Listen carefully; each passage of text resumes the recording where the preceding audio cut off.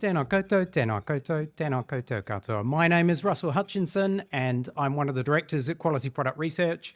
And I'd like to say thank you so much for coming along to this exclusive session where we give financial advice provider leaders an opportunity to engage with the FMA in a forum where you're going to be able to engage it a lot better and a lot closer and ask questions that are close to your heart and get into some of the details that you perhaps wouldn't be able to in a more public forum. So it's my privilege to be able to introduce the FMA team members who are going to join us over the course of about the next 45 to 50 minutes and take us through the agenda. First of all, of course, we have Samantha Barrass, who is CEO of the Financial Markets Authority. We also have Michael Hewes, who is Director, Deposit Taking, Insurance and Advice. And we also have Ross Skilton, who is Senior Advisor, Financial Advice. Thank you. What we're going to do is, first of all, we're going to have a presentation from Michael, which is going to provide us with a bit of a framework for the subject areas that we're going to get into. And then after about 10 minutes of that, we'll move into the question and answer session, which is really what we're all here for.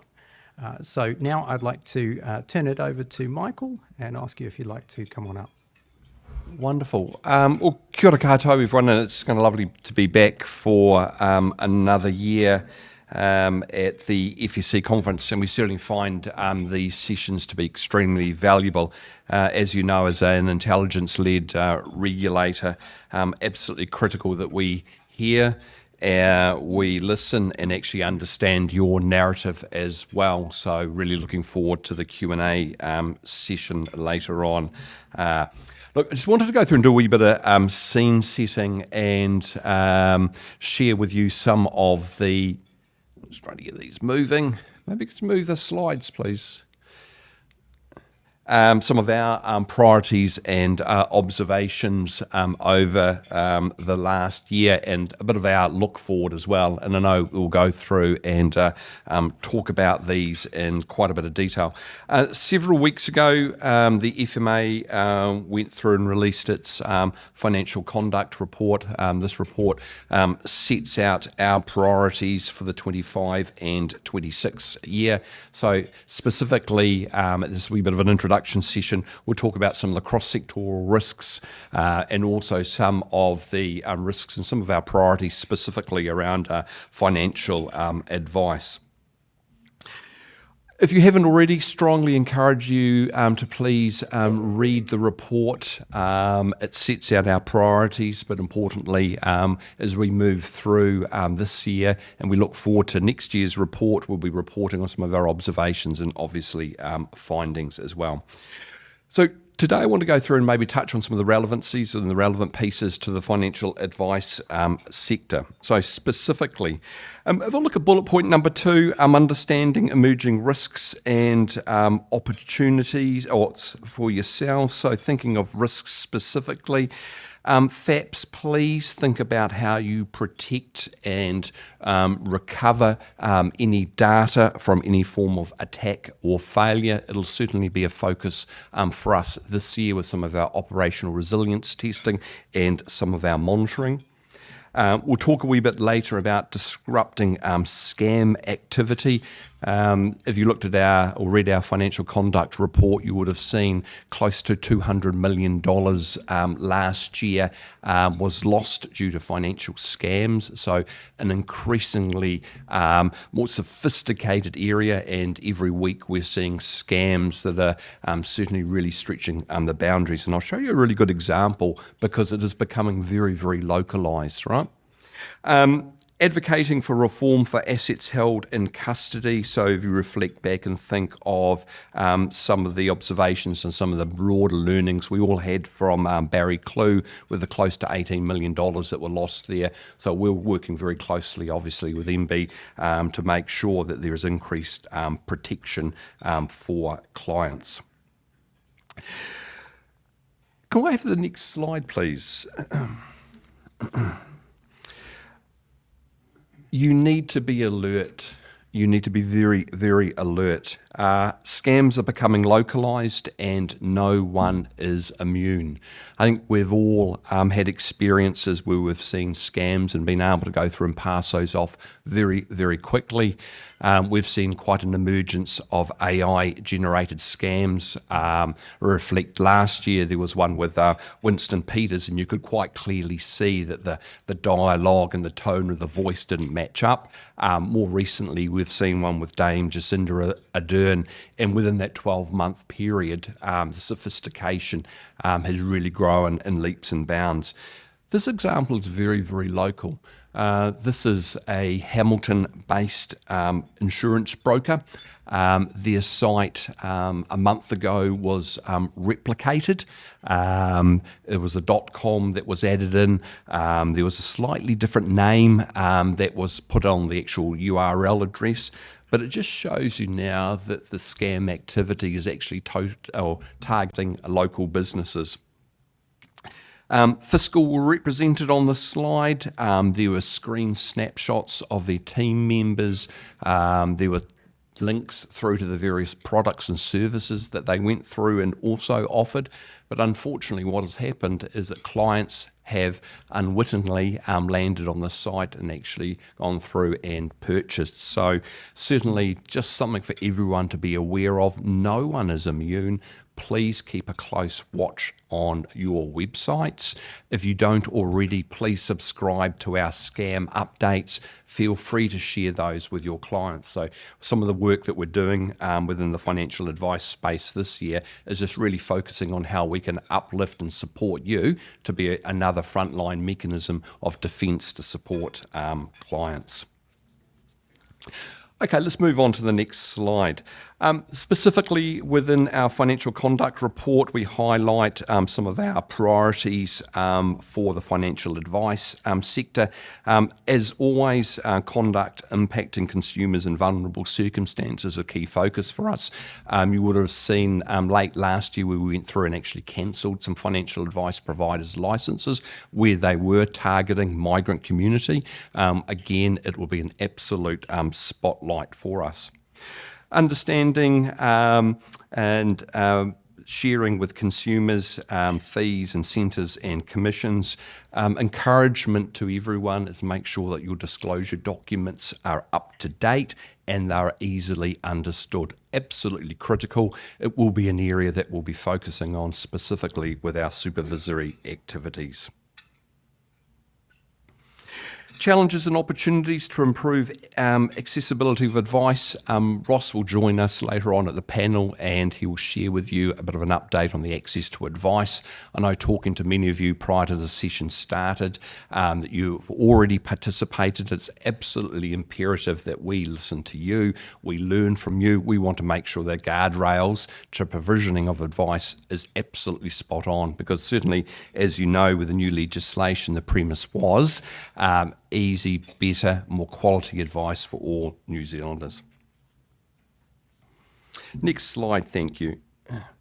Just a couple of things to call out, and I know there's a question I think coming up later on. Some of our other priorities, Contracts of Insurance Act.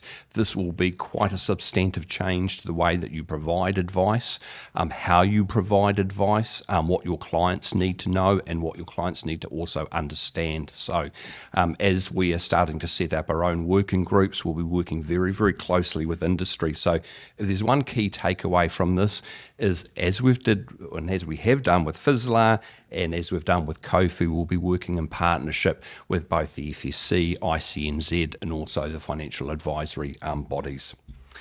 If you haven't already, just a request from the team, regulatory returns are due at the end of September. Please submit those. Last year we had a 99.9% on-time delivery, and it's certainly tracking very much to that same level today. We'll bundle up this information, we share it back to you. It helps us with our insights and our trends and where we need to certainly spotlight on. Just a couple of final slides from me. Regulatory outcomes and what we're working towards. Look, as always, engagement is absolutely paramount. It's absolutely critical that we give you time. We love attending these functions. As I said earlier on, if we don't understand your narrative, we can't be effective and we can't be efficient as regulators. So really thrilled to see that the team continues to meet with so many of you on either a one-to-one basis or in a group setting. Monitoring, you'll see a lot more in the way of research papers. We have some thematics that are underway at the moment. These will be reported on towards the end of this year. I'm really looking forward to a release that we're going to make at the end of this month, and that is around complaints. Very much on the basis of an information sheet. We want to share our learnings and our observations more broadly with the industry for the benefit of absolutely everyone. Look, enforcement, certainly where we see behaviour that is unbecoming, we will investigate and act very, very quickly. You would have seen very recently some cancellations of licences, certainly where there's been fraud that has been undertaken. The team worked really, really hard to ensure that it is a proportionate response, but certainly where we see egregious behaviour in the marketplace, we will move very, very quickly. For a lot of people that attended our roadshows recently, we wanted to share, and we shared some general insights with you. And again, we will continue to make sure that we do share insights with the marketplace. We want to make sure that we're there as a supportive, a collaborative and collegiate regulator. A couple of areas that I certainly would call out to everyone: record keeping, making sure that your scope of service is also accurate. We're now, 2.5 years into this new regime. There still does need to be work certainly done. If we don't understand your narrative when you're providing advice, right, it's very, very hard for us to go through and understand whether it was the right consumer or customer outcome. Harmful practices, you would have seen more recently, some press releases for us. Unfortunately, fraud is becoming a lot more sophisticated. It is no longer just maybe a loan officer, but it is also involving valuers, it's involving realtors as well, and we'll continue to work through those. But again, a focus area for everyone within this room is just making sure that your customers are in fact protected. And again, our encouragement to anyone, all consumers, is talk to your financial advisor. Look, final slide just before I pass back to Russell. If you haven't already, we have a fantastic financial advice sector newsletter. This is full of all sorts of observations, tips and tricks. There's a QR code on the screen now. Please scan that, sign up to it. And again, what it has is real life stories, it has case studies as well. I think at our last count, we had close to 2,000 subscribers. So if you haven't already, please subscribe to that. It's a really good insight into the work that we're doing specifically across financial advice.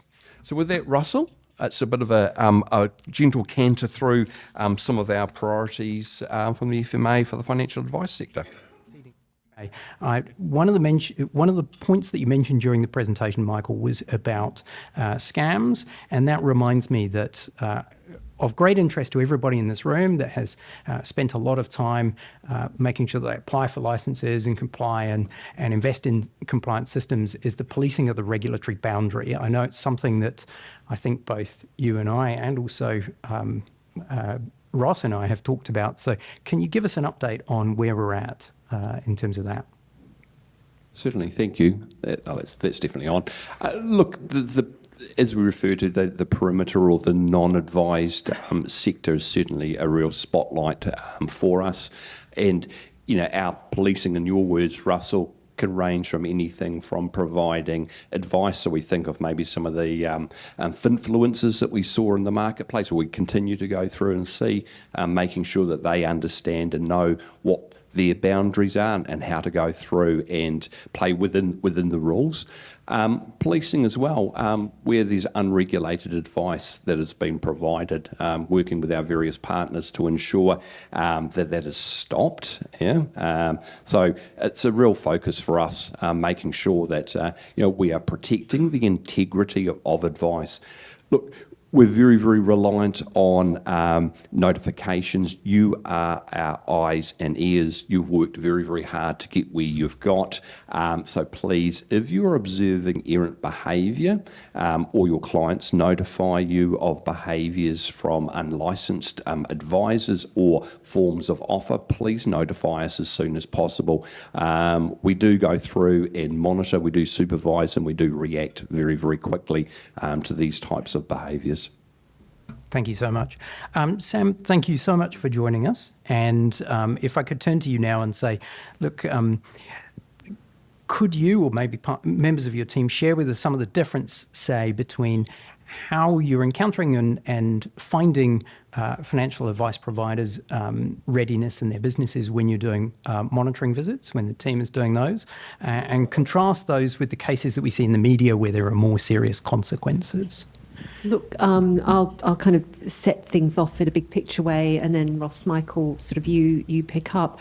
We've been really thrilled with the level of engagement that there has been throughout the licensing regime under the new regulations, and the environment within which we've been doing the monitoring visits. We see the vast majority working really hard to really look at what their customers, their clients' best interests are, and to follow those. That's why it is very important, to pick up on Michael's point, it's very important that we do two things really well.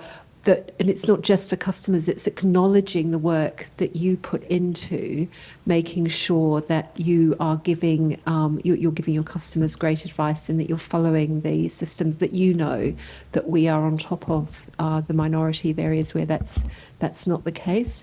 I also want to add to the whole scam side, and I made the point in the speech. We are constantly looking at how we can work with others, whether it be the platform providers, other bodies inside New Zealand, regulators outside New Zealand, because often the origin of the scams is from outside New Zealand, because we're very aware of the impact on your business as well as your customers of when bad players, when scams come through.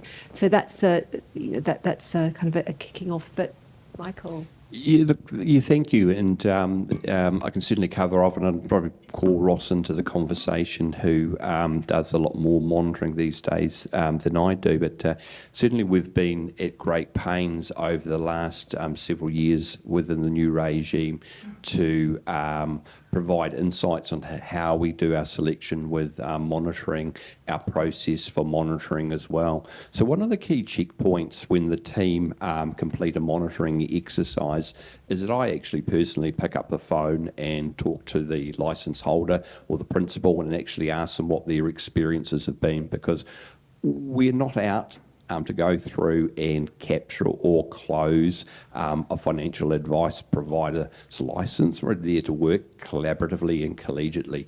We're there to go through, and if there are issuances, or if there are findings, before we actually leave the session, there'll always be a debrief. There's always a findings letter, a draft findings letter that is actually issued, and then again we work with that financial advice provider to make sure that there's an action plan that is actually put into place. So typically, the majority of those that we see, you follow your basic, red, amber, green type findings, right? And again, we're wanting to work very collaboratively and collegiately. And I'd maybe throw to Ross now, any sort of insights that you have, from your recent monitoring visits. Yeah, sure, Michael. I think one of the things that I would sort of highlight as well is that, to the point about sort of, red, amber, green, sometimes, look, there can be some, significant issues, but quite often there are areas which are just improvement points for the business, that we spent all this time reviewing your documentation, speaking to your advisors, reviewing client files. It's sometimes an opportunity for us to highlight back to the entity or the advisor, hey, look, here are some, might be some gaps, could be some weaknesses, or just areas that you might be interested in improving on. And we try and go through and do that. So, highlight some areas that it's not just about breaches or non-compliance or anything. There are some opportunities there as well that we will try our best to identify, and leave it in the capable hands of the advisor and the business to sort of go through and consider for their business if there's anything they would like to do with those observations. Yeah. And I think one of the things that I know you, Sam, have talked to the industry about at length is that our focus isn't on the minor technical breaches, right? Or the lower level maybe failings. What we're looking for is the more systemic sort of risks that occur within the broader financial advice sector. So if there is a non-notification for, as an example, a change or provider or a change in director, the FMA will acknowledge that, but we will not be chasing or putting that in the we must go through and do further investigations bucket. So as a regulator, we've got to be very, very focused on your proportionality and also those sort of lower level misdemeanours. We've got a couple of really good questions in relation to this subject in particular. So Jack asks, for instance, they feel that New Zealand's short of New Zealand designed and focused CRM systems and record keeping systems. And of course, in your monitoring visits, you must have seen a variety of those. What are you seeing? What kind of features perhaps are better than others? Look, the only thing I could sort of add to that is, look, there's lots of good features that are very automated, make the life easier for the advisor. So that could be things like record keeping, sort of providing the disclosure, things like that. And I think that's probably sort of the key kind of area of, perhaps in terms of improvements there, some innovation, some, digital sort of services and tools that can kind of help the advisor so they can spend sort of more time giving advice to customers as opposed to potentially spending more time on those other sort of, maybe administrative tasks or, lots of record keeping or things like that. So I've seen some really good examples around the tools sort of empowering the advisors to, give more advice and, help with that sort of, other sort of administrative processes they might have to do as well. Just a further broader comment around the New Zealand origin and for various systems. I've always got in mind here things like Māori data sovereignty, issues to do with Te Ao Māori and really understanding where systems can support tikanga in relation to the in relation to your engagement with the Māori economy, and that's an area that you wouldn't necessarily, if you're lifting and dropping a CRM system from, say, Singapore, you wouldn't necessarily find that it would work very well. Nice. And maybe just adding to that, over the last 8 to 9 months, the FMA's opened up its sandbox, and certainly our encouragement is from a tech stack perspective. We would like to go through and work with more tech providers. Certainly the legislation as it is written, very, very encouraging of tech.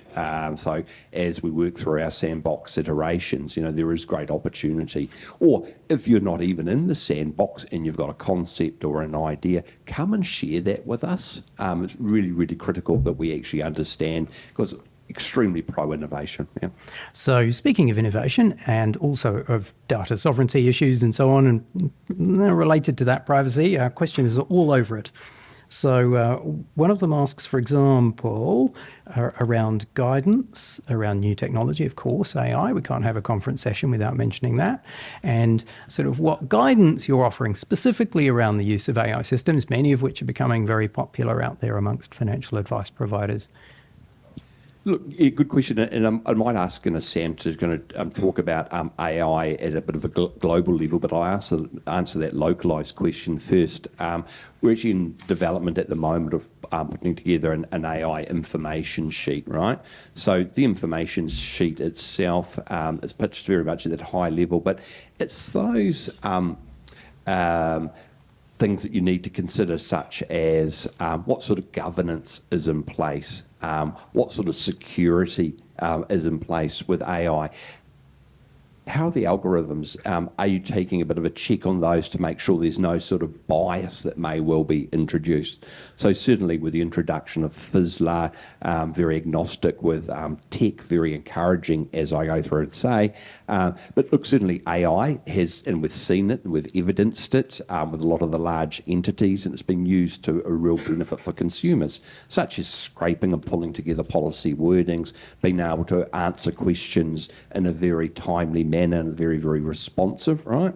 So there's certainly benefits, but we are, as a regulator, certainly developing an information sheet. But I think probably more internationally, Sam, you've got some thoughts. Yeah, so I mean, as I said in my speech before lunch, I think it's very clear that, to me at least, and to other regulators in other jurisdictions, that AI is potentially a real game changer.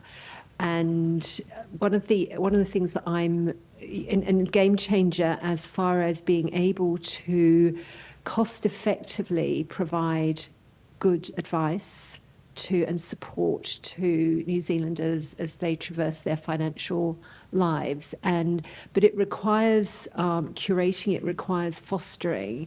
And I'm always a bit nervous around the request for guidance because because we don't want to hardwire particular things in. I mean, I do think that the regulatory framework within New Zealand is capable of. It is technology neutral. I think if you come to your own AI journey and how you might want to develop in your business, two things. Bear in mind the overall outcomes that we're looking for from the advice regime, but talk to us. Talk to us about how you're looking to use it. I mean, I gave an example in my speech. It's still really clunky, and you do have to check the outcome. What is it that's coming out from AI? It's great, but it is still really clunky. I think there's still quite a lot of work to do, and this is some of the discussions we've had at the international level with regulators. I am not surprised that the big international platforms and companies are putting squillions of dollars or pounds or yen or whatever it is into the development of AI, because it's still not where it needs to be when it comes to being able to rely on it.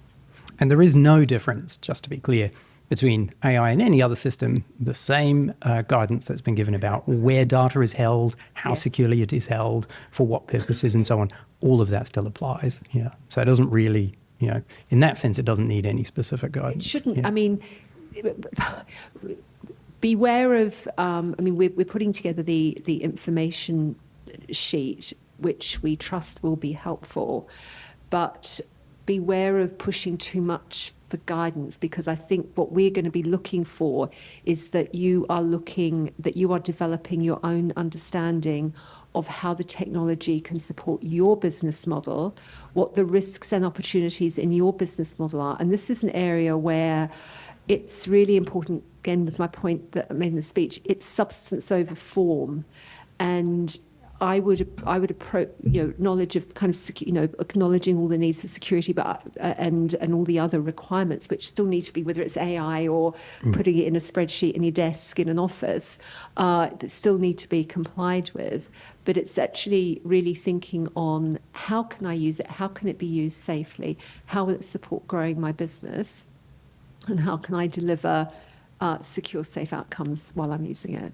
Now, you also mentioned the access to advice review, which I want to come to in a moment, but just kind of, there's a couple of questions I want to finish off around, monitoring visits. And I know that one of the concerns as we came into this meeting was that advice providers are very concerned about the possibility of a monitoring visit, and yet you've described, obviously, a very kind of consultative approach to that.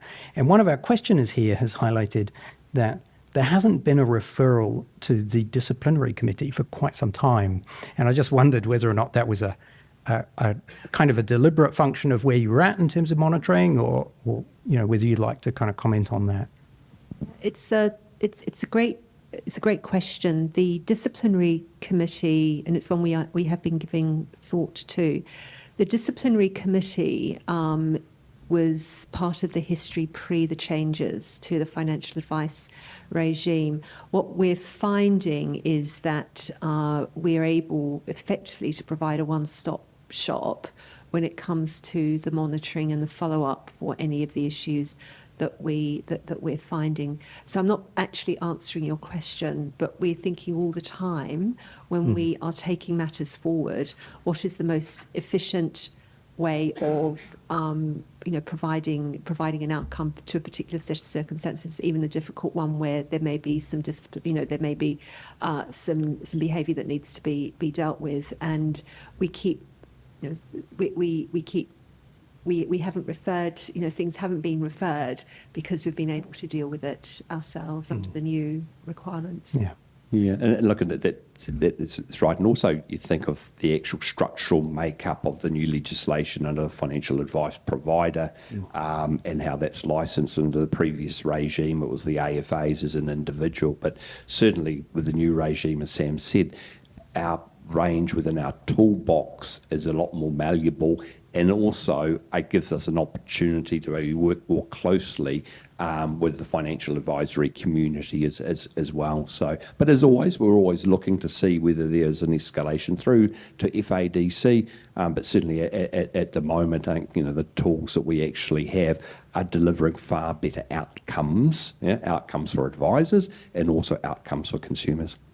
Look, one of the things I always find intriguing about this is that we have some people who would like the regulatory regime to be lighter and gentler, and we also have then this questioner who would like you to do many, many more monitoring visits, please, perhaps in an abbreviated form so that you could give more advisors the benefit of that kind of engagement, but perhaps not at quite the detailed level that you do in a full visit. Is that something that you've thought about, or would you like to respond to around that? Look, and I'll maybe just pass to Ross for his certainly his thoughts. And I'm really thrilled that more people would like us to come and see them. Would love to see you on a regular basis. So thank you very, very much. And look, in all seriousness, it's wonderful to actually hear, because sometimes I look at shared experiences across other regulated authorities across the world, and the experiences of the advisors haven't been as we've experienced in New Zealand.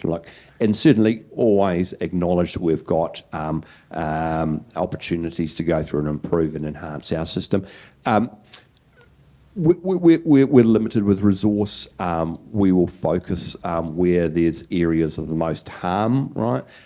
We'll have we're doing a lot more work around broader-based thematics, so high-level types monitoring activities. Our supervisory activities as well may well include either information sheets, seminars, etc., sessions such as this. But I might just ask Ross, I know you're at the face when you're actually doing the workup for a monitoring visit, and there's a lot behind the scenes, right? Yeah, there is a lot. It does take a lot of resources to, get to understand the business and some of the risks and, the various ways of doing things. And look, the financial advice industry is very diverse. There's lots of different products. Some are more simple, some are more complex. So there is a lot of resources that go into doing that. But we do have other types of monitoring. So we do, the full sort of 2-3 days, 1 days. We do desk-based monitoring as well. And I think to Michael's point, in terms of our sort of supervision altogether, it's not just about the monitoring. We have lots of other avenues where we do supervisory-based activities. That could be a complaint that comes through to the team and they assess it and engage with that advisor or that FAP, and that results in some changes being made for the, a better outcome for customers. It has a similar result to a monitoring visit as well. So there are lots of different kind of other avenues that we have key touch points with, licensed entities out there as well. Nice, yeah. Let's shift and talk about the access to advice review. That's a very paraphrased name for it, but who would like to give us a bit of an update on what you're seeing so far at this point in the review? I wonder whether I might actually start off with Sam, who actually launched the access to advice, and maybe Ross, whether you're comfortable, and the reason why we've actually launched this access to advice, and maybe Ross can give an update if that's all right. Yeah. So, look, thank you, Michael, and thank you for the question. This is a really important review. It's part of the way that we think about our role as a regulator, which is to understand the impact that the broader environment, not just the regulatory environment, but the broader environment is having on fundamental aspects of New Zealanders having a good quality experience of the financial services market, enabling their lives. And the key question for us always has been pre and post any regulatory changes, pre and post the development of technology in the financial advice sector, is are New Zealanders getting access to the advice they need when they need it? And that is, and we've gone through, there's been a lot of changes in the financial advice area. We're cognizant of the issues and developments in Australia, who've kind of gone down a sort of slightly different route to us. And this is an opportunity to have a really good check-in on access to, on are New Zealanders getting access to the advice they need and what might be stopping that from happening. And then once we've done that review, we will then be working with the industry and working with others. That will provide us with a great to-do list on areas that we all might be needing to work on. Yeah, look, I'll just add, I mean, there's probably a lot of people in this room will know there's lots of stuff to talk about in these conversations. There's lots of different things that impact access to advice or availability of advice to New Zealanders. We do have lots of, sort of good insights and observations so far, but we're not sort of fully through all the conversations yet. So I don't want to sort of preempt them too much in terms of, something that might change or, in time, as time goes by, and also to allow others who haven't participated yet to ensure that they have their say without any sort of potentially preconceived ideas from the regulator. But I think like what's sort of come through that I've seen is that quality is paramount. It's really key for a lot of advisors, the quality. And, when we talk about things like simple advice or simplified advice, which is something we're very interested in, it's a very fine balance between, diluting the quality but also improving the accessibility. So look, very conscious of that in terms of, how that could work in practice or how that could work, within the flexible sort of principles-based regime that we're operating in. And so we have lots of good conversations around that. And quite often there are very polarizing views in terms of what a simple advice process could look like or what it should look like, or what is a simple product, a financial advice product that could be simple. And quite often, there's lots of different sort of views in terms of the spectrum of, it depends on the customer and circumstances change and things like that. So that's one sort of key area we're interested in. Maybe one of the other things I'll just highlight is probably around the decumulation phase of like retirement. I think it's an area that lots of people have identified there's a gap there. Some people who have spent your life building up your nest egg for retirement, your KiwiSaver, and sometimes it is only the KiwiSaver that you might have. Where do they sort of go to get advice to help them manage that money through their sort of, rest of retirement? And in cases where they might not necessarily have enough in the KiwiSaver pot to live the life cycle that they wanted to. So getting some advice around that, in terms of how to manage that money, I think is really important. And lots of advisors have sort of, highlighted as an area where it is important for New Zealanders to get access to that. Increasing some accessibility around advice around that, I think, is a really important one that we sort of highlighted through this review. Look, I could talk for ages about lots of different conversations and, observations from people, but those are sort of two key ones that I've sort of, come across. On the decumulation, this is increasingly becoming an issue that's being discussed at the international level amongst regulators, and in some key areas, whether you've got sufficient savings for your retirement or not quite enough. Just the role of an actuarial understanding of when you're going post the age of 65 or post the age of 60. When you're going to be spending your money. And one of the observations that has come out in some of the discussions I've been having is this is a broad point, and you guys probably across this more than me, but an insufficient in practical awareness on the part of households that they're going to be spending more. They're going to be spending more between 60 and 75 than post 75. That is the area of active old age or older age. I need to be careful. Here for all sorts of reasons, and that is not being replicated. Or that needs to be replicated more in the advice that's being given to individuals post the age of 60, 65. So in countries such as Australia, where you've had big accumulation of wealth because their super scheme has been going on much longer, they are finding that elderly people are scrimping and saving and doing without things between the ages of 60 and 75, and they're dying with a lot of money in the bank. And that is an issue that is becoming an increasing issue in Australia. In countries, we're not there, but that kind of thinking around that, what can people expect when would they expect to be needing to spend their money or save a bit longer is going to be an issue for us as well.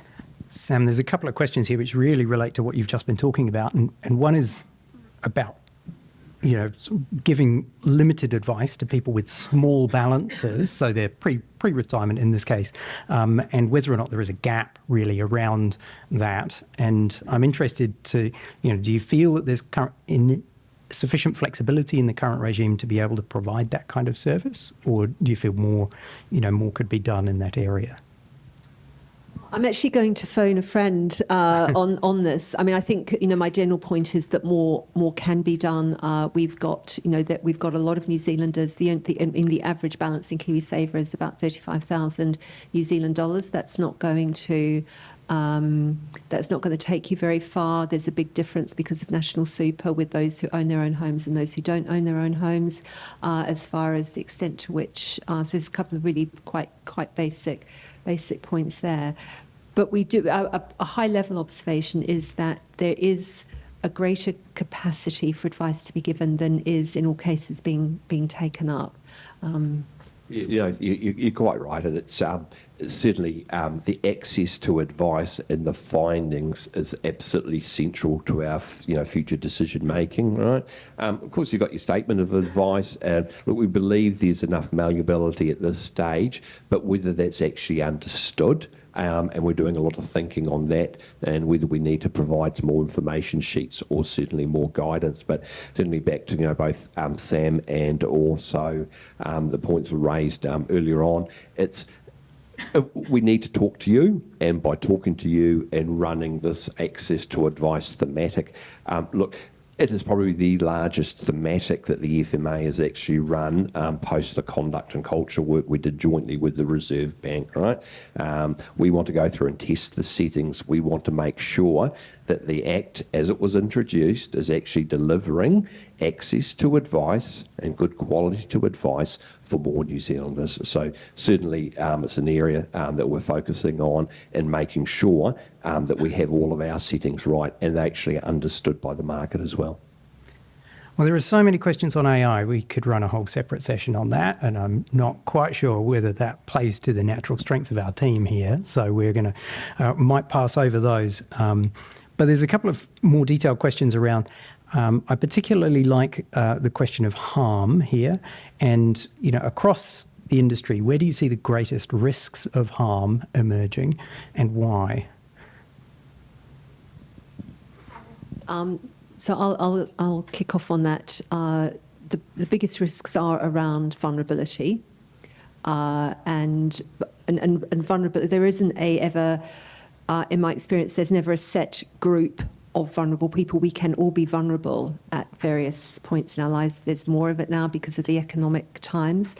But it's understanding when people are not in a great set of circumstances to be able to be able to on their own make the right choices, and when they may be open to being unduly swayed or pressured into going down a particular financial path. Closely related to that is scams. As I said in my speech, the sophistication around scams is worrying. I don't know about the rest of you, but I find that I am double and triple checking every single thing that I get through, I find that I'm nervous myself of I don't press any click through, and it has an impact on the way that I conduct my financial life, and that worries me. It worries me because I'm probably one of the more aware consumers out there, but there are a lot who aren't, and it's clear that there are significant problems, and that it's kind of a constant race against time on that.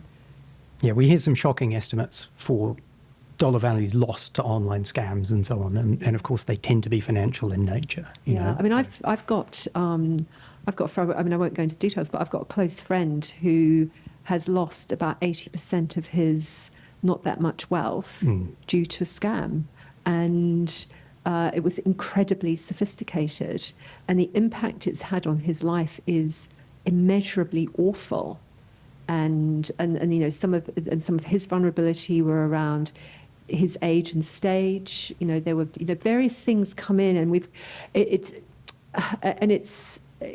actually one of the most, I find it really upsetting because we see so much of it, and it's a fight that we just need to keep fighting. Yeah. Nice. Yeah. Look at it, and maybe a wee bit of an insight behind the scenes with the teams that deal with the scams at the FMA are having very personal conversations on behalf of family members to elder parents to actually say these are scams, right? We are involving the police, we're involving bank staff who are knocking on doors to say these are scams, walk away.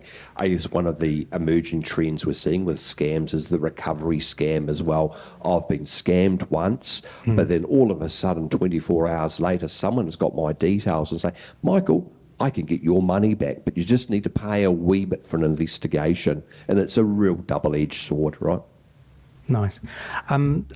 There are a few good questions around underwriting, and it reminds me that in our initial presentation, you mentioned contracts of insurance. And so there are some things which are going to change about the underwriting process as a consequence of contracts of insurance, and that might be a good bit of context for several of the questions that we have about underwriting. So if you could expand on that, perhaps? Yeah, look, it's certainly, gosh, I can remember the Royal Commission and its findings pre-2000. It's how long I've been in the insurance industry for, and I know a lot of people here. And then generally you've got some great cross-party support for the contracts of insurance. There's some really good work at actually tidying up some legislation which is very old. It's very, very archaic. So certainly the benefits of the plain Englishing, I think that will really help consumers. There's also certainly a tidying up of when claims should be paid, right? So very, very important. But certainly around disclosure is an element that I would certainly highlight where there's significant change, right? And where the onus will now going to move away from the actual consumer more to the intermediary and the actual advisor on what you need to do when you're going through that underwriting process before you're submitting an application on behalf of the client. So certainly tightening up some of the powers the issuers or the insurers have, right, from a remediations perspective actually over you. Importantly, as I said earlier on, we've embarked on this piece of work. We'll work collaboratively and collegiately across the industry. We're talking to all the associations as well to go through and make sure that then the legislation is in effect in a couple of years' time, that everyone's prepared and everyone's aware. We will be doing above the line consumer work as well to make sure that consumers are also aware.